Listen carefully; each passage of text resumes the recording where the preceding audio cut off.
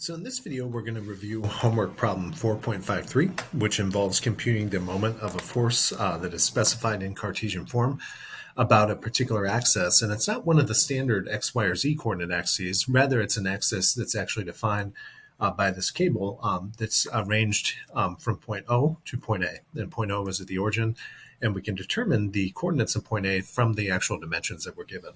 So remember that when you want to find the moment of a force about an axis, it's really a two-step process that, as we defined it in the notes. The book talks about two different approaches, but I think this is the easiest.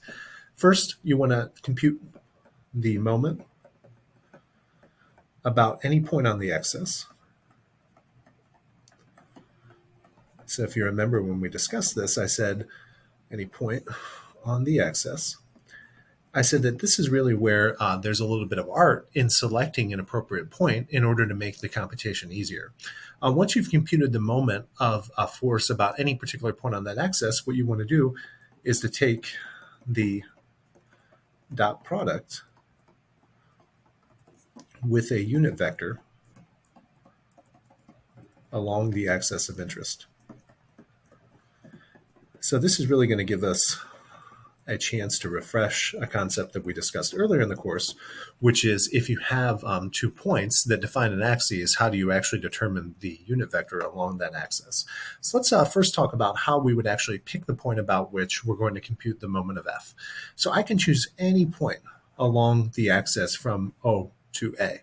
However, hopefully it's easy for everyone to see that if I pick, and I could choose any point, of course, however, just based upon the geometrical information that I'm given, really my only two options are to pick point O or to pick point A. And if I pick point O, my position vector to the point of application of this force, remember that technically you can pick anything along the line of action of this force. However, based upon the geometry that you're given, this is likely going to be the only point that you can write an expression for.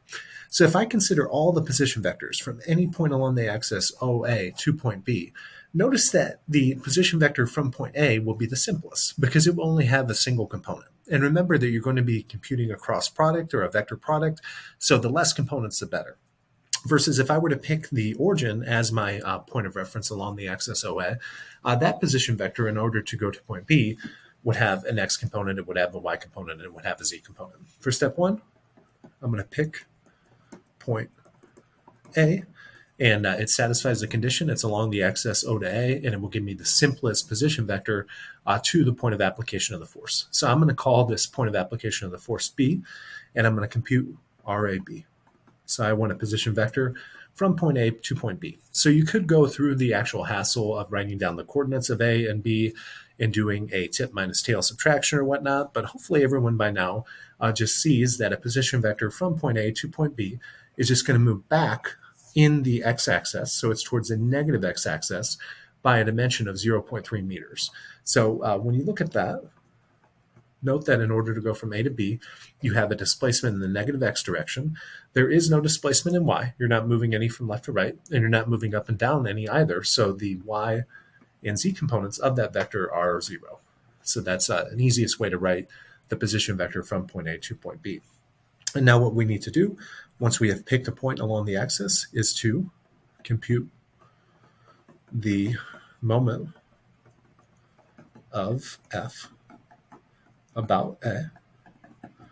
And the way that I'm going to do that is to say that the moment of that force about point A is going to equal the position vector from point A to any point along the line of action of the force, but the easiest one to do is B. Sorry, I'm a little bit zoomed in here. Cross the actual Cartesian expression for the force, which we were given up here at the top in our problem description. Sorry, don't get dizzy as I continue to zoom out.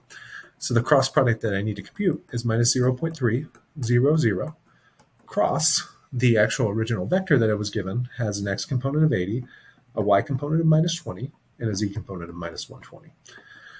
Now, this is, of course, in meters, and this is in newtons, so the resulting cross product will be in units of Newton meters, as we would expect for a torque.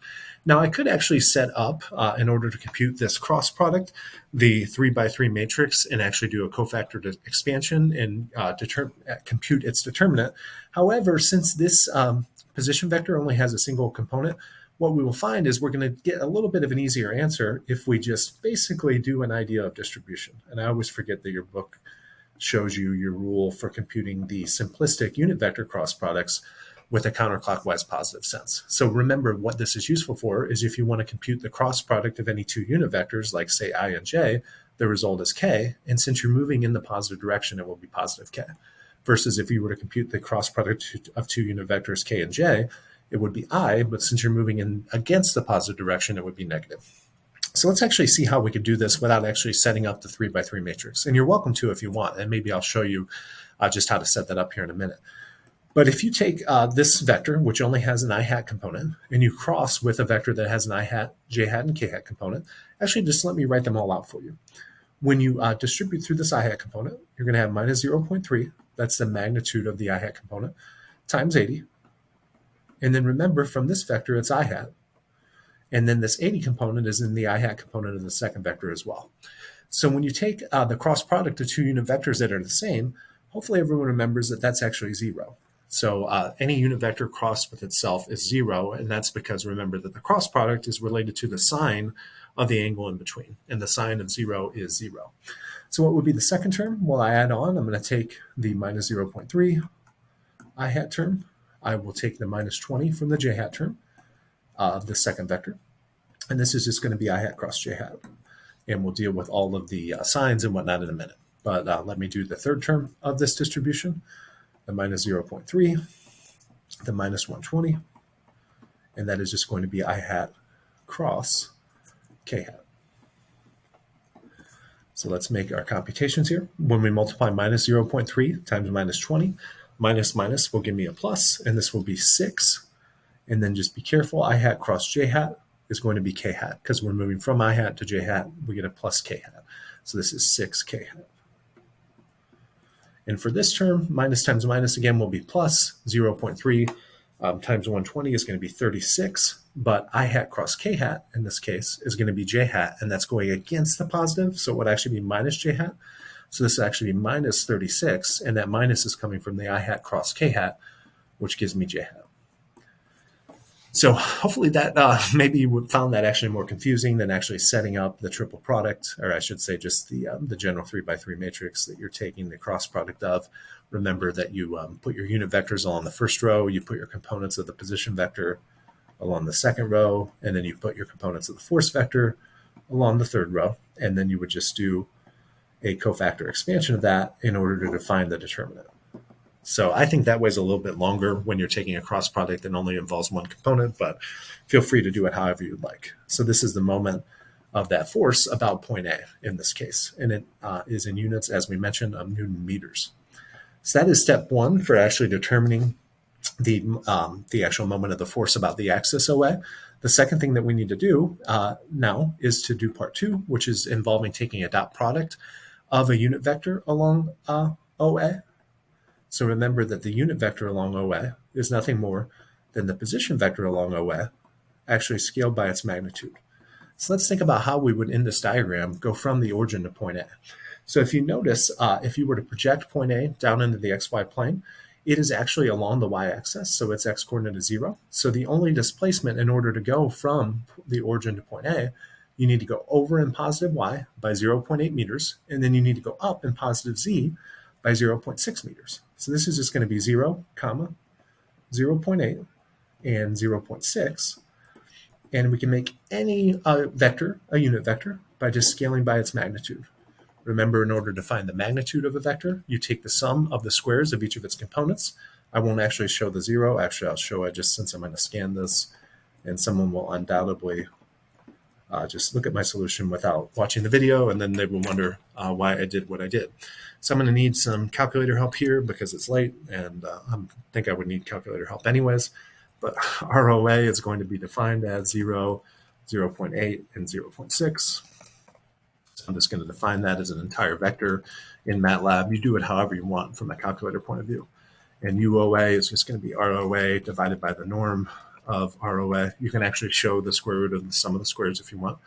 Just to show you actually what that is, remember that if you take the square root of 0.8 squared plus 0.6 squared Notice in that case you get 1. So that's why when we divided by the norm, it actually didn't change the original vector. So it turns out that ROA is of unit length, so it is a valid unit vector. So just going back to my .cam here, when you make this computation, I don't even need the approximately. I'm just doing this problem for the first time. So note this is 1. And what that means is that this is a unit vector. So this turns out to be 0, 0.8, 0.6. Now think about what the units of this would be. Remember that the units of this original vector were in meters, but we scaled by the magnitude, which was also in meters. So this is actually a unitless quantity. So the final step that I need to do in order to compute the moment, which is going to be a scalar, about the excess OA, is to take that expression for MF and actually take a dot product with UOA. So remember that MF, we determined, had a, sorry, I saw my other monitor go off and I'm like, man, I hope my this computer is not dying before the video is done. Remember that this moment has no I hat component. This is the J hat component and this is the K hat component. So I'm just going to rewrite it in the shorthand notation that we usually do. 0, minus 36, and 6. And that's in units of Newton meters. And you're taking a dot product with this unitless unit vector, which has an X component of 0, a Y component of 0.8, and a Z component of 0.6. And notice that if you take the dot product there, you're just going to multiply the like components together and add. So it's just going to be minus 36 times 0.8. And then it will just be 6 times 0.6. So let's actually see what that is here. So rather than define the vector, I will just compute the products and then we'll add them together. That turns out to be minus 25.2, and that will be in units of Newton meters. So hopefully everyone understood how to get that particular point, but notice that the last thing that they're actually asking for is for us to express our result as a Cartesian vector.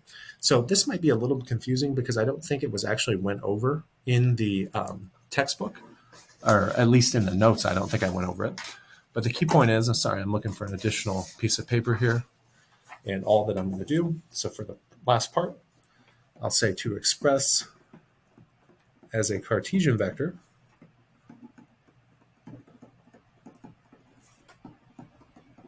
remember, that's basically just saying to write this as a vector-based quantity. All that I need to do is to scale the unit vector along the axis of interest in this case, which is OA, by that scalar magnitude in the previous result. So what I will say is that to actually write this as a vector about the axis OA, I'm going to take the scalar moment, and then I'm going to use it to scale the unit vector from O to A. So that will just be minus 25.2 Newton meters, and then take that and actually use it to scale the position vector, which has components 0, 0.8, and 0.6. So if you multiply that out, of course, you will have no I hat component. And what will your actual J hat component be? It'll just be 0.8, helps to type it in correctly, times 25.2, and this is minus as well. You can actually show it, or you can just correct it at the end.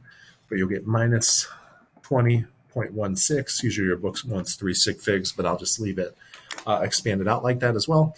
And then the other component that you're going to multiply by is just 0.6. Maybe I knew that was coming. That's why I had the typo of 0.6 first. And again, this is a quantity that is in Newton meters, and you're using it to scale a unitless vector. So this will be in Newton meters as well.